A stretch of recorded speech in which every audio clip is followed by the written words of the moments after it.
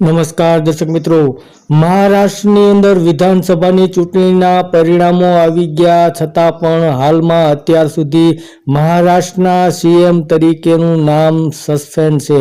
હજુ સુધી સીએમની વરણી કરવામાં આવી નથી.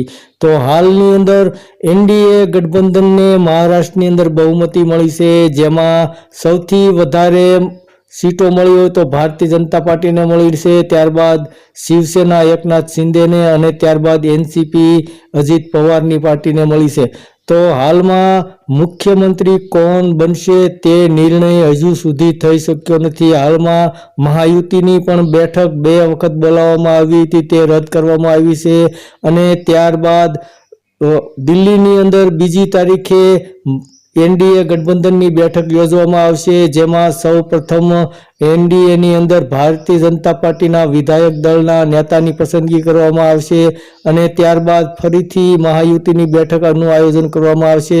પરંતુ હાલની અંદર તો સીએમને લઈને સસ્પેન્ડ યથાવત છે, કારણ કે એવું પણ સમાચાર મળી રહ્યા છે કે એકનાથ શિંદે નારાજ થઈ અને પોતાના વતન પોતાના ગામ ચાલ્યા ગયા છે અને ત્યાં તેઓ કોઈનો પણ ફોન એટેન્ડ કરી નથી રહ્યા, જેને કારણે હાલમાં કેન્દ્રની ભારતીય જનતા પાર્ટીની નેતાગીરી પણ મૂંઝવણમાં મુકાઈ ગઈ છે કે આવનારા સમયમાં કોને મહારાષ્ટ્રની અંદર મુખ્યમંત્રી બનાવવામાં આવે.